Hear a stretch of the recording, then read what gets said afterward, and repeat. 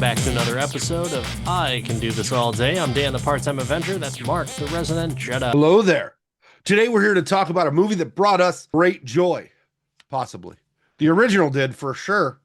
It made us very, what is word? Happy. Today we're here to talk about Happy Gilmore, too. Adam Sandler is back with another movie with a lot of cameos. Is this just the time of long-awaited sequels?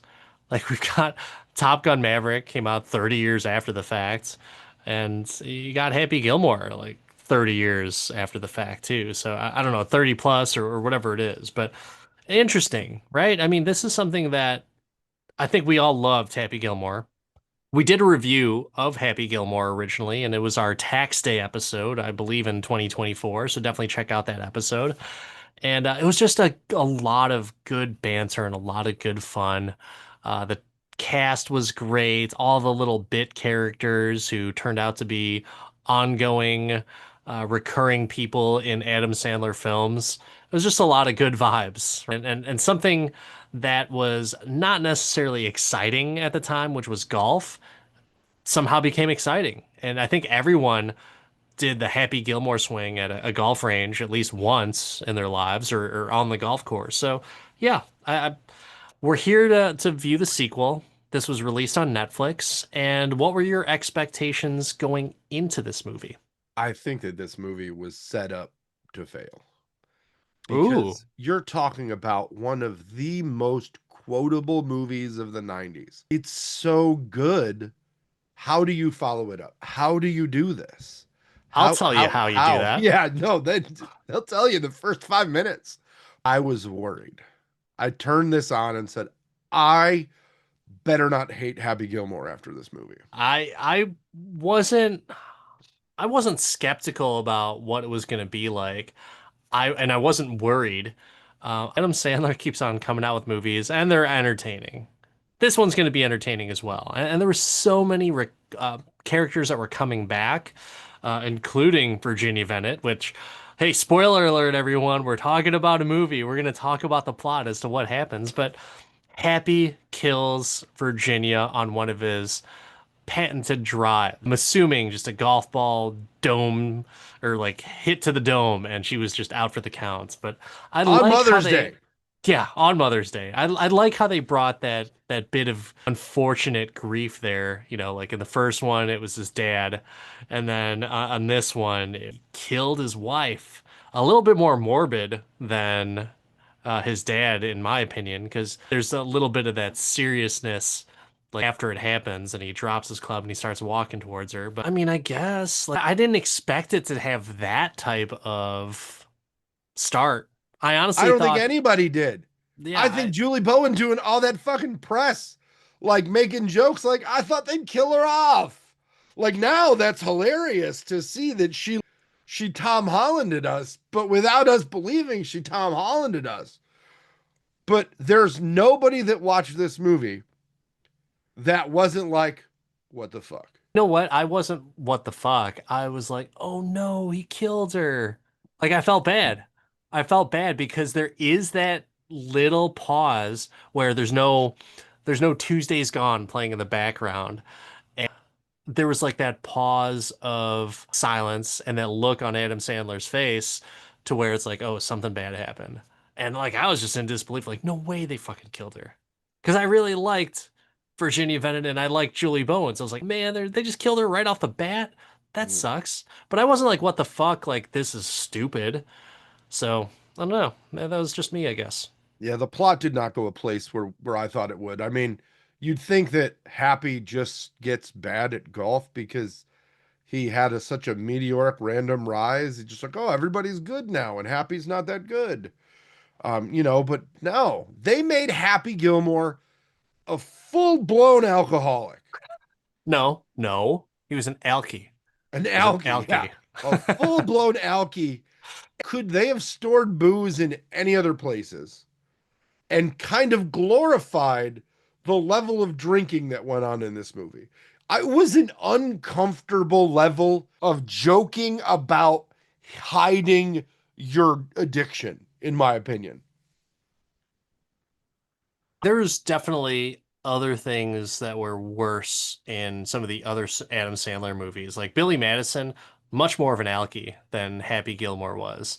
I didn't even really see, well, I shouldn't say I never saw anything bad happen with Adams or Happy drinking in this movie, but like, yeah, I guess that whole golf cart thing was definitely an unfortunate event.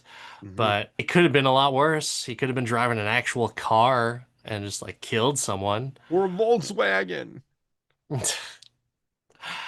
So my expectation going in is just like, okay, he stopped playing golf just because he didn't want to play anymore, or he just didn't find it fun. And he has to go back and play because Shooter is finally released and he just calls him out or he gets conned into playing. That's what I thought was going to happen. I thought we were going to get a Happy versus Shooter in this movie at some point. Like Yeah, what I didn't think that that Shooter would be in a mental institution. I that was didn't think funny. that that was going to be the story. But yeah, this movie will be the same thing. Shooter versus Happy. I pieces of shit like you for breakfast. We're good.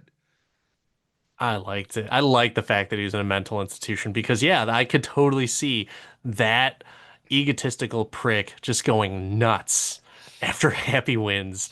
And he just, like obviously gets put in jail. And then he's just like, okay, yep, this guy is not mentally fit for society. There you go. Because his obsession is what drove him literally insane. I don't know, man. I so far with all the movies that have come out and that have been those long, long, unexpected sequels, it's been pretty solid. So I still had that type of attitude going into this movie, even within the first 20 minutes, let's say. But overall, you talked about the plot a little bit earlier. It's kind of all over the place, but I would love to hear your version of the Happy Gilmore 2 plot. Happy kills, happy drinks, happy kills it. Winner, winner, chicken dinner. Did you like the whole family dynamic? So he's got a bunch of boys, almost like Southie Boston type of attitudes. You All I got, wanted them to say was O'Doyle rules. uh, Right. yeah, that was pretty close to it. I mean, you got Mhm. MJF from AEW fame. Are you familiar with Maxwell Jacob Friedman? I'm going to say no, I'm not. No. He is probably one of the best wrestlers that are, or at least best characters in wrestling outside of WWE. He's on AEW, All Elite Wrestling, and Mm. he's a solid entertainer. I do enjoy him, and my boys who watch AEW were like, "Oh, MJF is in it. This is gonna be cool." And they got a chance to see a little bit of it, and he does kind of look like a younger Adam Sandler if he like really worked out. But there's so many ifs, ands, or buts when it comes to the family because you have his real life daughter as his daughter, and good Mhm. for him just using nepotism just Yeah, to bring no. his family Oh, and his wife and his other well, daughter. the other kid, one of his other kids, right? Bobby was Philip Schneider, who I'm pretty sure is Rob Schneider's son. Oh wait, oh, okay. I had no idea about that. I didn't know Rob Schneider had a son. I just knew I his could be daughter. completely wrong, Maybe. but I when the last name's spelled the same and they're in an Adam Sandler movie, you would just assume. And what did you think of that plot point of his daughter just being a really good ballet dancer, and now he has to go back into golf and has to raise money because ballet school in France is 75 grand a year. I mean, it is what it is. It's Happy needs money. Happy goes to golf. It's fine. Even though they didn't mention that Virginia ever danced ballet, she did ice skating, but no, that was with Happy because Happy liked hockey. And friends can listen to "Endless Love in the Dark." Um, but yeah, I don't care. It's a plot device. But did you like that plot device? Did you feel anything towards the daughter or anything like that? No, I didn't. So have you watched what's the on Apple TV the Jason Segel series with Harrison Ford, Shrinking? Nope. It's about a husband who loses a wife not in a hilarious golf accident, but in a more tragic situation, and becomes a self-absorbed alcoholic. And you see how this impacts the girl in such a negative way, and she's similar in age. So I think that the unrealistic impact of his alcoholism on his family and the lack of any, we were rich, why are we living in this dump now? What happened to grandma's house? None of that impacted their family dynamic at all. Was a little off real for me. So I dissociated to all of his family stuff and Mm. focused more on the amazing golf cameos and great Easter eggs that were in this movie, because I think going into it after seeing the more recent Sandler comedic attempts, I did not have high expectations. I liked that aspect of the Gilmore family because you've got a bunch of hothead boys, and then you've got the talented girl, way more talented than the boys. But you know what? They always backed each other up, which is awesome. I like seeing that in a family, regardless of how dysfunctional that they are, and probably deserving of jail time, some of them. But they'll root for the sister, and the sister was like, "Oh yeah, the boys are coming over for dinner. I made grandma's brisket. I've been marinating in ketchup all day like she used to." It's like just like little stuff like that that was, oh, yeah, this is nice. This is a nice family dynamic, and I can always appreciate that. And Yeah, am because I nice family dynamics exist in alcoholism. That's That's why okay though. this movie irked me like that. That was my, in case you're wondering. That's okay though. That's okay for an Adam Sandler movie. Did you want Happy Gilmore to get super realistic on that aspect? No, I didn't want Happy Gilmore to be an alkie. But you do love a hero's journey, Mark. I So do, that's but give Happy Gilmore what he has, is his rage. he did have his rage and he channeled it I love that effectively. they talked about how he hits the ball. Pure rage. Yeah, it's the Ben Stiller character is back. He was the orderly at his grandma's retirement home, and but now he's back as an AA sponsor or running the meetings and everything. I thought that was pretty funny. And he's such a piece of shit, and it works. I think it's a little bit out there that, his head was on the ball, like just pure rage as to what, makes him drive that long and that far. But at the same time, I'm just like, yeah, I guess they needed some type of cheesy plot thing. I mean, Happy Gilmore, the original, was pretty freaking cheesy. I think we were expecting something different. And that's why when you see some of that cheese, it's like, ooh, who ordered the extra cheese? This is too much. This is too much for my Happy Gilmore pizza. Excessive But I'm cheese. I'm okay. I'm okay with that because let's have fun. Let's fucking have fun. This is on Netflix. Who gives a shit? Take it. I went into this with the expectation that it was gonna be rough. There were some really awesome performances in this. Like some people I didn't expect to be funny were hilarious in this movie. When you lose the powerhouses that are no longer here for this movie, like R.I.P. Carl Weathers, who was hilarious in the first movie, and you lose the jackass guy, who I forget his name, and I feel terrible. He's so funny. You miss a few people, but you get some pretty funny people that I didn't expect to be funny. For example, Bad Bunny. I didn't know Bad Bunny was funny. Oh, he was great in this. I He was don't even great. really know anything about Bad Bunny except he was fucking great in this movie. He's got some acting versatility. He's been in WWE and wrestled a few matches as well. He was, fun fact, in case we didn't talk about this before, but he was supposed to do like Spider-Man spin-off, and he was supposed to be the lead character of it. That I think is since gone by the wayside. Bad Bunny, very talented. And I did like him as the caddy in this. I thought he was very funny. I think it worked. I think it was just enough of, hey, I'm a famous guy. Look at me. I can be silly too. This is just a funny written character, and he's just there for some gags and some laughs, and he's adding to the overall shenanigans that is Happy Gilmore Golf. But there's a difference. There's a difference between, hey, I'm famous, look, I'm funny, because Travis Kelce was in this movie.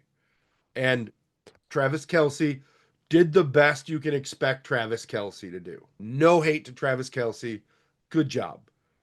But the subtlety and the timing that Bad Bunny brought, I did not expect. And that could be me being ignorant of these new wave of folks coming out. And I've not seen a lot of his work, but just a highlight for me of a movie that, you expected, Christopher McDonald and Adam Sandler to be funny in this movie. You didn't expect the caddy to be in that zeitgeist, to be funnier than major people. So it was just good for me. You have seen Bad Bunny in Bullet Train, which you really liked.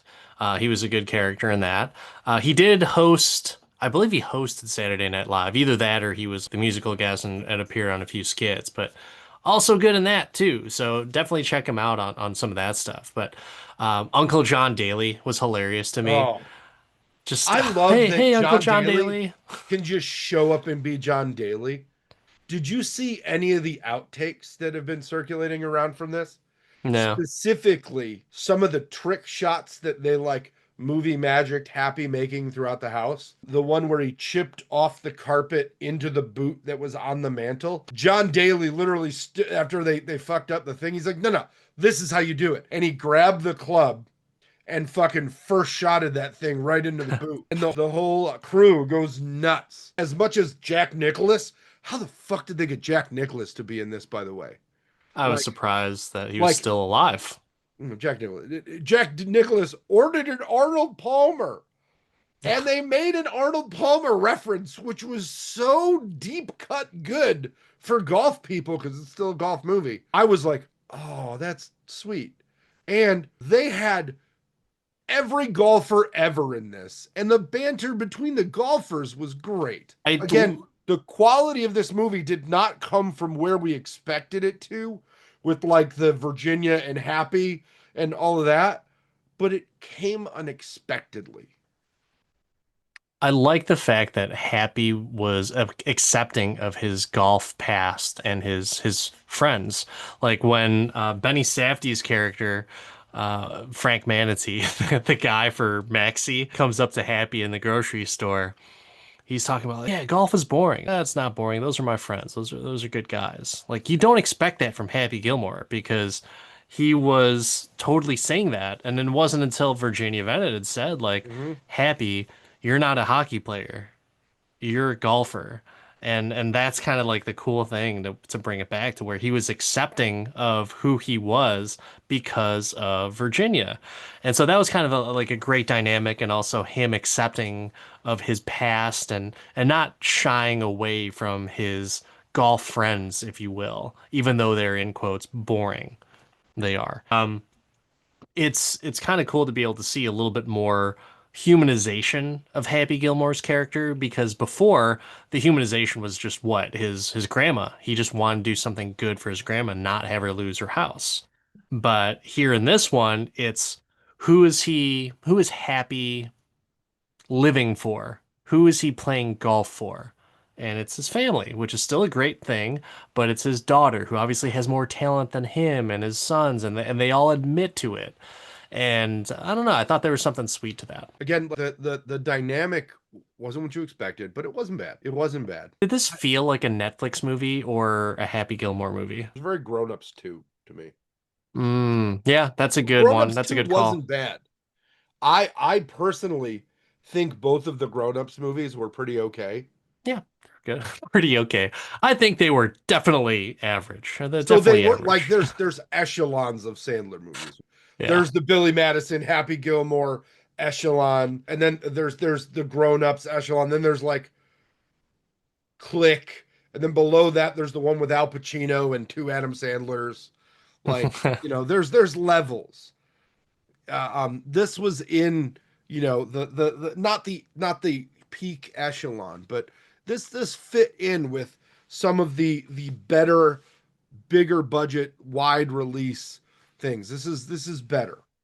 This is right So there with like blended and stuff like that. would you say that it was like the comedy was sharp then? Like were you happy with the jokes? Were they hitting for you or no?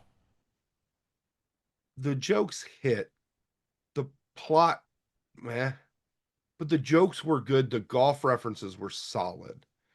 And the fact that it was like Happy Gilmore, the original movie, was almost an affront to golf. The way that Happy was an affront to the game, it was taking a piss at golf, right? Like, oh, we're gonna bring an outsider who swings and you know, it had this like the two things that made golf cool in the 90s were Tiger Woods and Happy Gilmore. Like if you think about it, like it was a culture shifting thing. And in this movie, I think the coolest part was seeing how much that it was accepted. Like you said, Happy accepted his golf life, but golf accepted Happy Gilmore. The amount of millionaire golf players, what the fuck am I saying? The amount of millionaire golfers that did not need to show up for this movie that were in it and main characters in it that like that was not a 2 day shoot for them. Like, you know, you got your giant guys like Jack Nichols to show up for a day or two, but some of these guys had to shoot for a while. You'd think, like all the guys on the golf team had to. The fact that they showed up for that long, I think, is the thing that really is that I don't know. It just was so cool, and the way that they respected golf as opposed to being like you know the the happy of golf. I guess. Does that make sense? It's such a full circle moment. Yeah. No, I get it. And there's so many different people that are in this movie. So you talked about the golfers, but let's talk about some of the cameos. Any cameos that stuck out for you that you were like, "Oh, this is awesome," or "Ew, this sucks." I couldn't believe that Schneider was back in a movie. Um, just for a minute, just for a second, just the tip, just to see how it feels. But Schneider I was mean, there. was it that hard to believe? Hasn't he been in every I single thought Happy he's Madison been kind of production? blackballed from some of it, Sandler's stuff. Like he was talking some Hmm. shit. Oh, Thought there maybe, was some. maybe. I don't know if you know this, but Farley's youngest brother is in this movie. Which Farley? Chris Farley's youngest brother is No, in. I know which what brother. John Farley Hmm. plays What? Nate. I loved that like they got some really good like you know all the classics were there like the Steve Buscemi, the Kevin Nealon, you know all Speaking of the taking a piss, Steve Buscemi pissing in the mailbox for his first scene. Steve Buscemi. Hilarious. Just the because what are you gonna do with Steve Buscemi in this movie except let him just be the crazy guy? Like it is Yeah. totally fine. Um, How are you with taking a piss in mailboxes? Like, he'd be like, for I'm you, pretty Adam, comfortable. whatever. I don't care. Yeah. That's what he'd say. But um, all of that, and then like the surprise. I loved Lovitz. I'm like Lovitz, yes. You know all the great SNL ones. I didn't realize Vern Lundquist was still alive. I I was didn't like, either. holy shit, Vern Lundquist is still alive. Yeah, He hasn't done announcing in forever. he is old as shit, man, but it was good to see Vern. Yeah, you got to bring those folks back. But Eminem, Yeah, that was an interesting one. and then he As dies quoting Eminem lyrics, getting eaten by a bunch of alligators. yeah. Spoilers. But there's so many good cameos in this. What about you? What one stuck out for you? The good The ones. I got Maxwell a bad Jacob one. Friedman. Maxwell Yeah. Jacob Friedman. I thought, you know what? I thought his wife and his two daughters did very good jobs as the characters that they were.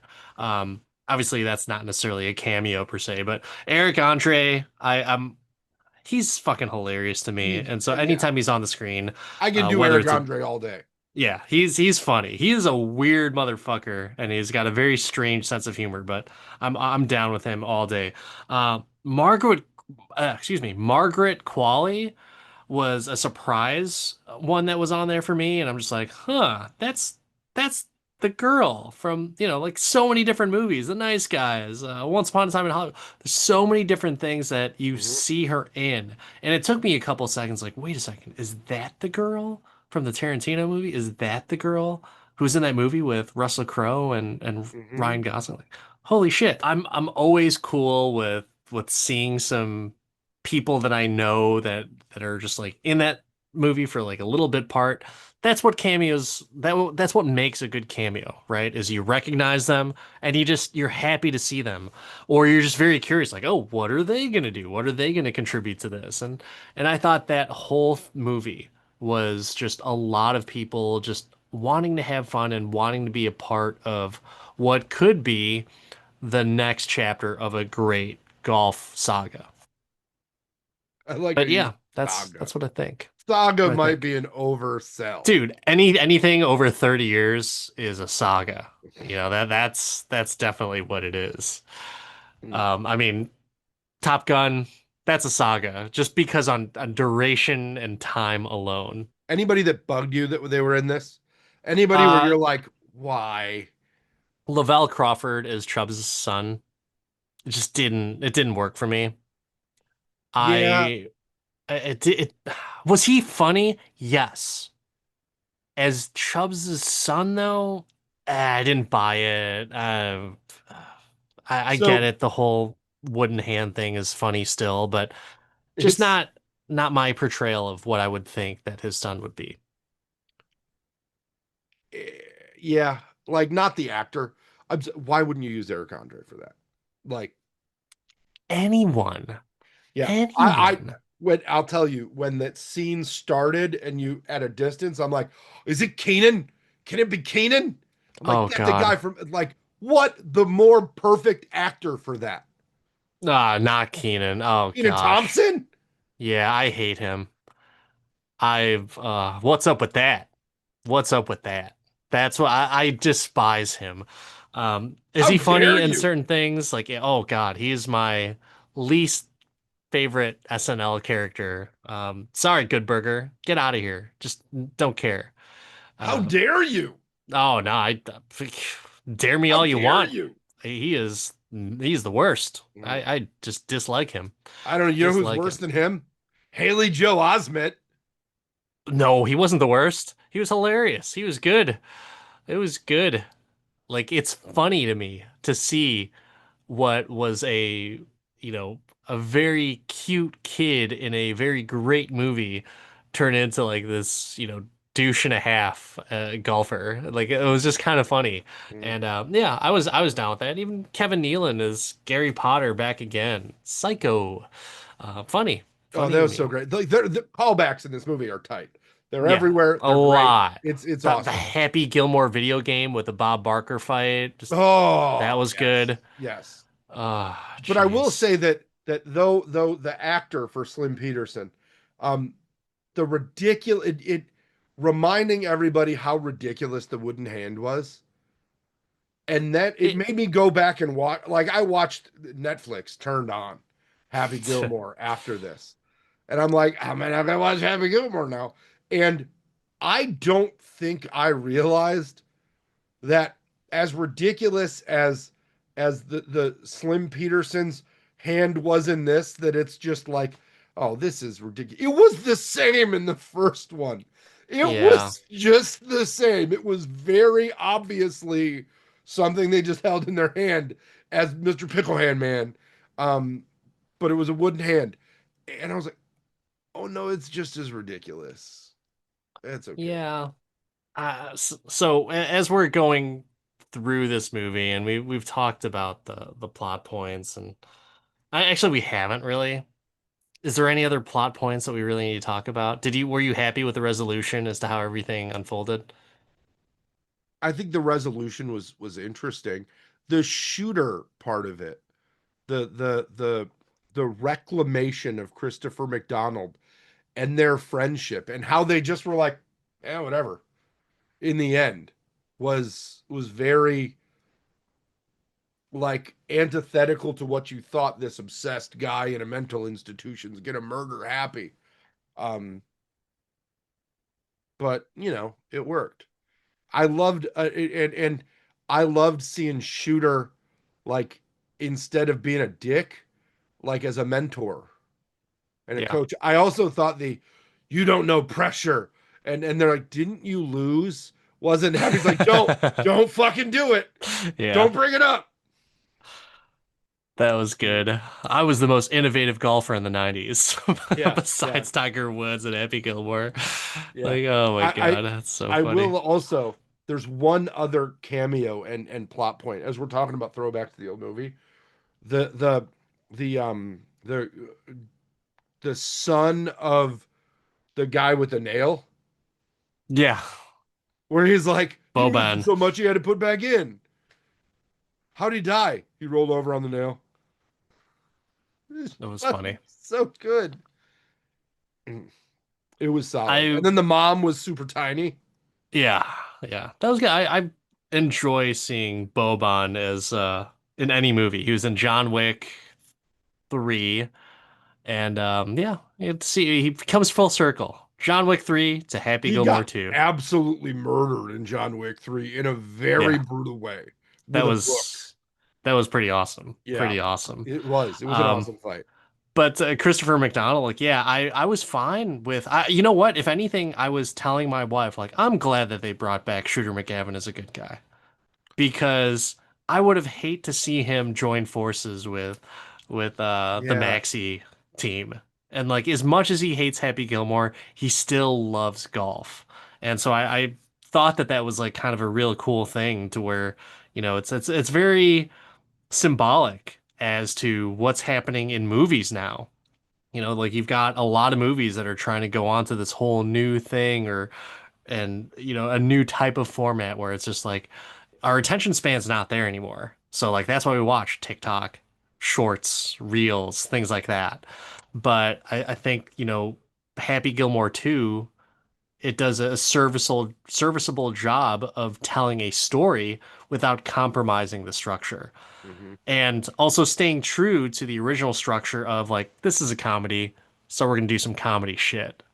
Yeah, and then So they do the hip thing, yeah, the which I think what was that? I think there's a golf movie. I think it's a Caddyshack reference where in Caddyshack, Bill Murray tells Todd like I can just cut the tendon right above his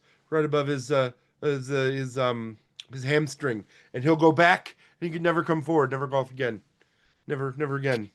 And then there's just the hip thing the with the opposite. rotation. I just thought it was funny. Like it seemed like, oh, it's kind of a Caddyshack reference, but not really. Maybe I just take it as that. But it's also a deep cut from Caddyshack too, to be honest. Um, but it was just it. I didn't. It wasn't funny to me. Like I wasn't like this. I was kind of like this is a little ridiculous. But it was also Yeah. it did what it needed to do and gave the why on how these random idiots were as good as PGA professionals. Yeah. Almost mini golf type of way it's played is Yeah, just the Globo Gym golfers. it seemed very fun, to put it lightly, but I don't know, man. This wasn't a super long movie, and honestly, I don't want this to be a super long review. So, Mark, I got a question Oh, for you. When it comes to Happy Gilmore 2, can you do this all day? my initial response was no. But the more I reflect on this movie and the more like it gets further away from the fact that it's not Happy Gilmore one, I think that a lot of the plot elements, a lot of the jokes, and a lot of the references bring me to a happy place. So, unlike pretty much everybody in the world, I can do this all day. I want to go turn it on again right now and enjoy some Sandman because I am obnoxiously biased to be positive about everything that Adam Sandler makes. Fair enough. So Like, good since for you you. don't have the same bias as me and are a judgy Dan, uh, how do you feel when it comes to Happy Gilmore 2? Deal or no deal? Is it as good as the first movie? No. However, there is some growth in the movie structure And I like the fact that Adam Sandler brings in his family, and it also adds like a true family dynamic to what the movie was trying to accomplish. So if you're gonna have a movie and it's gonna be based off of trying to do things for your family, there should be some feel-good family moments, and I think there were plenty of them. But with it being a Happy Gilmore movie, you better get into some fucking wacky shenanigans. And guess what? They totally did that. All while hitting those same nostalgic notes by bringing Eminem in as the Jackass's son, the guy that says Jackass. And when you have Boban as the son of Jaws from the James Bond movies with Roger Moore, there's so many different callbacks. The Bob Barker video game, even like the video game itself. They came out with the Tiger Woods game, so we came out with a Happy Gilmore game. Didn't Netflix put that game out like for mobile? Oh, I don't know. I don't know. If they did, I'm gonna play it. But it was just a lot of fun. And there was growth to the story, a feel-good story, and you know what? I'll be honest with you. This made me feel more of something than a certain Marvel movie that just got recently released. So, Ooh, you're saying this is a fantastic movie, is what you're saying? I mean, it was more fantastic from an emotional perspective as an audience member. And this is kind of a recurring theme in the summer movies. Like when I feel something in a movie, that's usually a real good indicator. And yeah, I can do this all day because it's a feel good, have a good time movie, and it hits those same great nostalgic notes while bringing in some new jokes, some new twists with a lot of the old jokes as well. So yeah, all day for sure. And just to be surprised, we agree. We agree. We're shocked. We're shocked. And Netflix did drop an app called Happy Gilmore Golf Mayhem 98. So Nice. I know what I'm doing after this. Um, I'm downloading this game because, yeah. Because that's what podcasts do. And on that note, this is Dan, the Part-Time Avenger. That's Mark, the Resident Jedi. This wraps it up for another episode of the I Can Do This All Day podcast. Don't forget to like, subscribe, let us know your favorite cameo or if we're both ridiculous for liking Happy Gilmore. But you know what?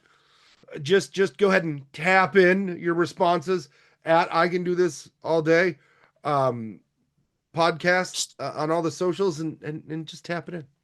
just tap it in. Just tap, Give it a little tap, tap it. taparoo. We'll see you next time, everyone.